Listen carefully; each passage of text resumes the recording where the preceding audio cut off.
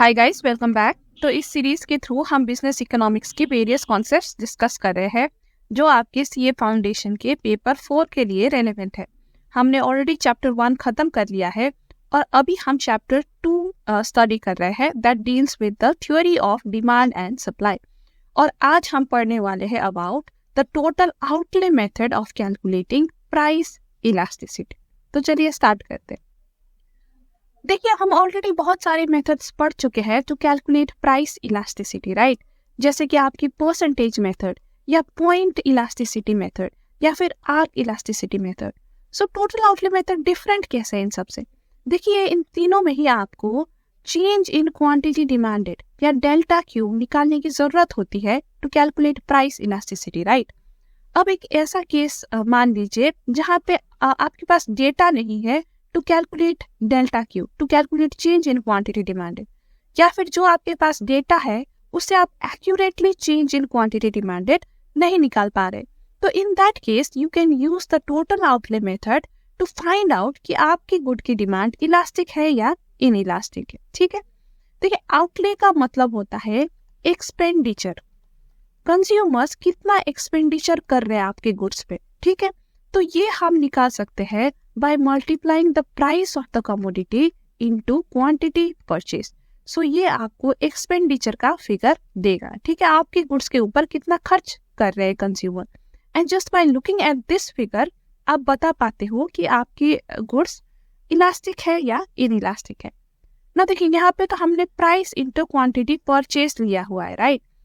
लेकिन अगर मैं क्वांटिटी सोल्ड लूँ, जैसे कि मान लीजिए मैं प्राइस इंटू क्वांटिटी सोल्ड लूँ, so this will also give me the same figure, क्योंकि जितना एक सेलर सेल करेगा उतना ही तो परचेजर्स परचेज करेंगे, right? And price into quantity sold is basically आपकी total revenue, right? So total revenue या टोटल एक्सपेंडिचर जो आपके गुड्स पे हुआ है, सो ये फिगर सेम ही होते हैं। एंड आप ये फिगर, इनमें से कोई भी फिगर, ठीक है, आप निकाल के यू कैन चेक कि आपकी गुड्स की डिमांड इलास्टिक है या इन इलास्टिक है, ठीक है? अब कैसे करेंगे वो हम देखते हैं। पहले तो अभी जो हमने पढ़ा है उसको एक बार हम आपकी बुक में क्या लिखा है थ्योरी में एक बार पढ़ लेते हैं। Now see, the price elasticity of demand for a commodity and the total expenditure made on it are related. Total expenditure is equals to price of the commodity into quantity purchased. Total revenue received by the seller is equals to price of the commodity into quantity sold. ठीक है, और ये दोनों figures same होते हैं। Changes in total expenditure और total revenue can help determine the price elasticity of demand for the commodity. ठीक है, तो कैसे डिटरमाइन होता है, चलिए अब आगे देखते हैं। प्राइस इलास्टिसिटी इक्वल्स टू 1 या यूनिटी। ठीक है, अब टोटल आउटले मेथड से कैसे पता चलता है कि आपकी प्राइस इलास्टिसिटी 1 है या यूनिटी है? तो इसके लिए सिंपली आपको टोटल एक्सपेंडिचर या फिर टोटल रेवेन्यू चेक करना है। देखिए, इफ द टोटल एक्सपेंडिचर और total revenue remains the same despite the change in price, then price elasticity is unity. देखिए, टोटल एक्सपेंडिचर या फिर टोटल रेवेन्यू का फॉर्मूला क्या था? प्राइस इंटू क्वांटिटी परचेज या फिर क्वांटिटी सोल्ड, राइट? सोल्ड करेंगे तो टोटल रेवेन्यू आएगा। अब मान लीजिए आपकी जो एक कमोडिटी है उसकी इनिशियल प्राइस P1 थी एंड इनिशियल क्वांटिटी परचेज या फिर सोल्ड Q1 थी, ठीक है? तो आपका इनिशियल टोटल एक्सपेंडिचर कितना होगा? TE1 लिख देते हैं, ठीक है, is equals to P1 into Q1, right? अब मान लीजिए आपने प्राइस चेंज कर दी, okay, so new price is P2 and quantity purchase या फिर सोल्ड इज Q2। तो आपका न्यू टोटल एक्सपेंडिचर कितना होगा? P2 into Q2, right? अब अगर आपका TE1 एंड TE2 सेम है डिस्पाइट चेंजिंग प्राइस, अगर आपका टोटल एक्सपेंडिचर सेम आ रहा है, so you can say that it is unit elastic demand. क्योंकि देखिए, ये टोटल एक्सपेंडिचर तभी सेम होगा अगर जितना आपने प्राइस में चेंज किया है, राइट, उतना ही, ठीक है, उतने ही प्रोपोर्शन से अगर आपकी क्वांटिटी में चेंज हुई है तभी ना जाके ये दोनों सेम रहेंगे। वरना अगर ये सेम प्रोपोर्शन में चेंज नहीं हुए होते तो यहाँ पे टोटल एक्सपेंडिचर में फर्क आता, राइट? तो देखिए, सिंपली आप अपने टोटल एक्सपेंडिचर देख के, ठीक है, आपने प्राइस चेंज कर दिया और जितना आपका न्यू टोटल एक्सपेंडिचर है वो उतना ही आया जितना पहले था। तो ये चीज ऑब्जर्व करके आप कह सकते हो कि मेरी गुड्स की प्राइस इलास्टिसिटी 1 है, इट इज यूनिटी। ठीक है, अब देखिए एक बिजनेस के पास टोटल एक्सपेंडिचर या टोटल रेवेन्यू का फिगर तो रेडिली अवेलेबल होता है, राइट। वो बना ही रहे होते हैं अपना सेल्स स्टेटमेंट, तो वो रेगुलरली बनाते हैं, लेकिन percentage change in quantity demanded या डेल्टा क्यू, ये वो रेडिली इतना अवेलेबल नहीं होता बिजनेस के पास।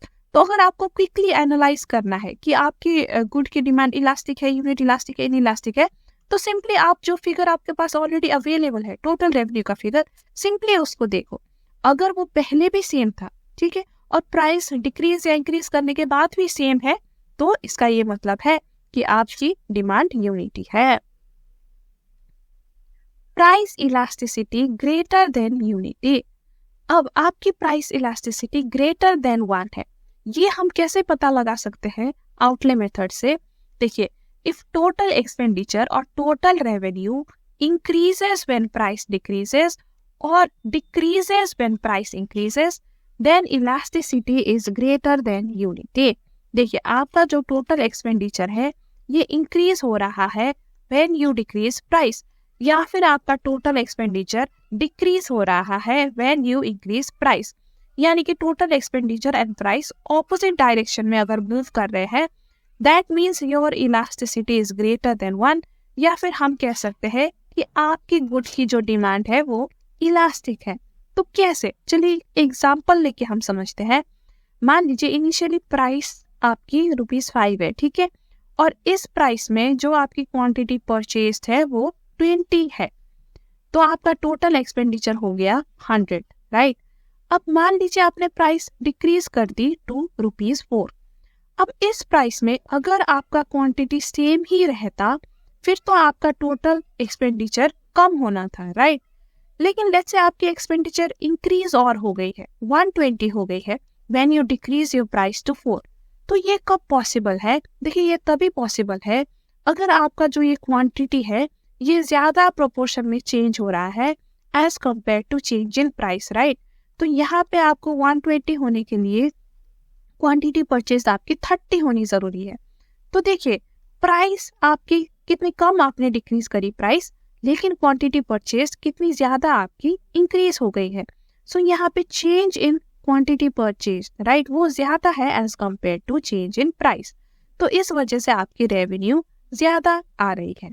तो हमें यहाँ पे क्या समझ आ रहा है? देखिए, अगर पहले रेवेन्यू आपका 100 था और प्राइस डिक्रीज करने पे 120 हो गई, तो इसका ये मतलब है कि आपकी क्वांटिटी परचेज में ज्यादा चेंज आया है as compare to change in price. So ये आपका इलास्टिक गुड है। अब एक बिजनेसमैन क्या करेगा? वो इंडिविजुअली प्राइस या क्वांटिटी परचेज को नहीं देखेगा, वो सिंपली अपनी रेवेन्यू को देखेगा। पहले मेरा रेवेन्यू या एक्सपेंडिचर 100 था, अब प्राइस डिक्रीज करने के बाद 120 हो गई है, यानी कि प्राइस डिक्रीज करने के बाद टोटल एक्सपेंडिचर मेरी इंक्रीज हो गई है। दैट मीन्स मेरी गुड इलास्टिक गुड है, या फिर मेरी गुड की इलास्टिसिटी ग्रेटर देन 1 है। अब ये वाइस वर्सा केस में भी ट्रू होगा। जैसे कि मान लीजिए पहले आपकी प्राइस 4 थी, ठीक है, तो तब आपका रेवेन्यू 120 था। अब आपने प्राइस इंक्रीज कर दी, 5 कर दी, तो आपका रेवेन्यू यहाँ पे 100 हो गया है, डिक्रीज हो गया है, राइट। तो अगेन इन दैट केस क्या हो गया? प्राइस इंक्रीज करने पे टोटल एक्सपेंडिचर आपका डिक्रीज हो गया। So again this is the case of elastic demand. तो बिजनेसमैन वो सिंपली टोटल एक्सपेंडिचर देख के, बिना वो क्वांटिटी या प्राइस के डिटेल में जाए, सिंपली अगर एक्सपेंडिचर देख के भी इस तरह से एक्सपेंडिचर देख के भी वो बता सकता है कि उसकी गुड इलास्टिक है कि नहीं है। Okay, price elasticity less than unity. देखिए, आपका प्राइस इलास्टिसिटी लेस देन 1 है। ये कब पता चलता है? इफ टोटल एक्सपेंडिचर और total revenue decreases when price decreases और increases when price increases, then elasticity is less than unity.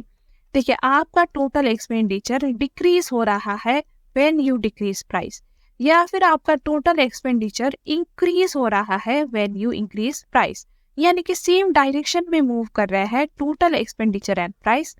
In that case आपकी इलास्टिसिटी लेस देन 1 होती है, या फिर हम कह सकते हैं कि आपकी गुड्स की डिमांड इन इलास्टिक डिमांड है। अब ये कैसे? देखिए वही एग्जांपल ले लेते हैं जहाँ पे इनिशियल प्राइस आपकी 5 थी, ठीक है, और इनिशियल क्वांटिटी परचेज 23, तो टोटल एक्सपेंडिचर आपका था 100। अब मान लीजिए आपने प्राइस डिक्रीज कर दिया, ठीक है, 3 कर दिया आपने प्राइस, एंड स्टिल आपकी क्वांटिटी परचेज में चेंज नहीं आई, 20 ही रह गई। तो ये कब होता है? देखिए ये इन इलास्टिक गुड के केस में होता है, राइट, जहाँ पे प्राइस डिक्रीज करने पर भी आपकी गुड रिस्पॉन्ड नहीं करती to the decrease in price, या फिर हल्का सा ही रिस्पॉन्ड करती है। मान लीजिए हल्का सा इंक्रीज हुआ है, ठीक है, तो ये इन इलास्टिक गुड के केस में होता है। अब इन दोनों में टोटल एक्सपेंडिचर आप देखिए, यहाँ पे आपका टोटल एक्सपेंडिचर आएगा 60, यहाँ पे 63। तो आपने क्या देखा, इन इलास्टिक गुड्स के केस में आपकी टोटल एक्सपेंडिचर डिक्रीज होती है when you decrease price, right. या फिर इंक्रीज करके भी देख लेते हैं। चलिए प्राइस आपने लेट्स से 6 कर दिया, ठीक है, स्टिल आपकी क्वांटिटी परचेज इतनी रिस्पॉन्ड नहीं कर रही है, ओके, 20 ही रह गया या फिर 21 हो गया। तो इस केस में आपकी एक्सपेंडिचर क्या होगी? टोटल एक्सपेंडिचर देखिए इंक्रीज हो रही है, राइट, 21 इंटू 6 126। तो देखिए जब आप प्राइस इंक्रीज कर रहे हो एक्सपेंडिचर इंक्रीज हो रही है, जब आप डिक्रीज कर रहे हो एक्सपेंडिचर डिक्रीज हो रही है। सो इससे आपको क्या पता चल रहा है कि आपके गुड्स इन इलास्टिक गुड्स हैं। अब एक बिजनेसमैन ये इंडिविजुअली प्राइस या फिर ये क्वांटिटी परचेज को नहीं देखेगा, वो सिंपली टोटल एक्सपेंडिचर को देखेगा, राइट। पहले 100 था, प्राइस डिक्रीज करने पे 63 हो गए, यानी कि मेरी गुड्स इन इलास्टिक गुड्स है।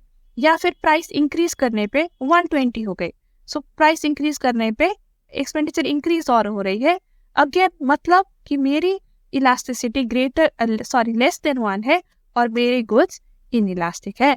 तो सिंपली वो ये एक्सपेंडिचर का फिगर देख के अंदाजा लगा सकता है कि गुड्स इलास्टिक है या फिर इन इलास्टिक है। देखिए ये टोटल आउटले मेथड तब काम आता है जब आपके पास एग्जैक्टली आपकी चेंज इन डिमांड या चेंज इन परचेज की फिगर ना हो, राइट। या फिर एक बिजनेसमैन को क्विकली एनालाइज करना है कि उसकी गुड इलास्टिक है या in elastic, simply by looking at total expenditure या टोटल रेवेन्यू, ठीक है। क्विक एनालिसिस के लिए भी ये मेथड यूजफुल होता है, लेकिन इसका एक मेन ड्रॉबैक ये है कि टोटल आउटले मेथड से हम exact coefficient of price elasticity नहीं निकाल पाते, जो कि हम परसेंटेज मेथड या आर्क या पॉइंट इलास्टिसिटी मेथड से निकाल पाते थे, राइट। तो ये मेथड सिंपली एक मेथड है जहाँ पे आप अंदाजा लगा सकते हो कि आपके गुड्स इलास्टिक है या इन इलास्टिक, लेकिन एग्जैक्ट वैल्यू ऑफ इलास्टिसिटी आपको नहीं पता चलेगी। Now before we move on, I'd like to announce कि हमने CA फाउंडेशन बिजनेस इकोनॉमिक्स के लिए एक मॉक टेस्ट का बंडल लॉन्च किया है, which consists of 2 sets of self practising mock test, जो आप अपने घर बैठे बैठे अपने लैपटॉप में या स्मार्टफोन के थ्रू अटेम्प्ट कर सकते हो। देखिए ये मॉक टेस्ट आपकी न्यू सिलेबस के अकॉर्डिंग बनाई गई है, तो ये जून 2024 और उसके बाद के एग्जाम्स के लिए रेलेवेंट है। देखिए ईच सेट पे आपको 100 चैलेंजिंग क्वेश्चंस मिलेगा, जो आपके न्यू सिलेबस में हर चैप्टर का जो वेटेज है उस हिसाब से बनाई गई है। तो ये आपको न्यू सिलेबस का बहुत अच्छे से प्रैक्टिस देगा। देखिए टेस्ट के एंड में आपको स्कोर भी मिलेगा, स्कोर में नेगेटिव मार्क्स भी इंक्लूड होगा, और एक बार आपने अपना स्कोर चेक कर लिया तो आप टेस्ट को रिव्यू कर सकते हो, यानी कि आपने कौन सा क्वेश्चन गलत किया, कौन सा सही किया, वो आप देख सकते हो। और हर क्वेश्चन के नीचे आपको एक्सप्लेनेशन भी मिलेगा, वो भी आप पढ़ सकते हो और आप अपने डाउट्स क्लियर कर सकते हो। और ये एक टाइम बेस्ड एग्जाम भी है, यानी कि एक टाइमर चलता रहेगा, तो ये आपको बेसिकली 2 घंटे में एग्जाम कंप्लीट करने की प्रैक्टिस कराएगा। और ये सब आपको मिल रहा है एट ओनली ₹120। देखिए ये नॉमिनल प्राइस हमने इसलिए रखा है ताकि आपको अफोर्ड करने में कोई भी दिक्कत ना हो। और ऐसा नहीं है कि एक बार आपने टेस्ट ले लिया फिर खत्म, आप बार बार इसे लॉग इन कर सकते हो आपके एग्जाम तक, और आप बार बार क्वेश्चन को रीड कर सकते हो, पिछली बार आपने कहाँ गलत किया था वो देख सकते हो। तो आपको रिवाइज करने का यहाँ पे पूरा टाइम मिल रहा है, ठीक है। तो आई थिंक ये बहुत ही यूजफुल होगा आपके लिए, सेल्फ प्रैक्टिस के लिए भी, है ना, आप न्यू सिलेबस से रूबरू कराने के लिए भी, और आपकी कॉन्फिडेंस भी ये टेस्ट इंक्रीज करेगा। तो मेरी तो सुझाव है कि आप ये टेस्ट जरूर लें और इसका फायदा उठाएं। कई सारे दोस्त इसके फायदा उठा चुके हैं, आपके कई सारे दोस्त, तो आप भी जल्दी उठाएं। टेस्ट का लिंक आपको डिस्क्रिप्शन में मिलेगा, और टेस्ट के रिगार्डिंग आपको कोई भी क्वेरी हो तो आप मेरे ईमेल आईडी में भी मुझे कांटेक्ट कर सकते हैं, या फिर आप हमारा टेलीग्राम चैनल ज्वाइन कर सकते हैं। इसका लिंक भी आपको डिस्क्रिप्शन में मिलेगा। तो चलिए, now let's move on. So with this we come to the end of the video. I hope आपको टोटल आउटले मेथड समझ आ गई होगी। देखिए, अगले वीडियो में हम और डिटेल में जाएंगे टोटल रेवेन्यू की, और total revenue and price elasticity के बीच के रिलेशनशिप को और डिटेल में एक्सप्लोर करेंगे। ठीक है, तो अगर आपको ये वीडियो यूजफुल लगी हो तो लाइक एंड शेयर जरूर करिएगा एंड सब्सक्राइब करिएगा चैनल को, because we will be back with another video soon. तब तक के लिए bye bye and take care.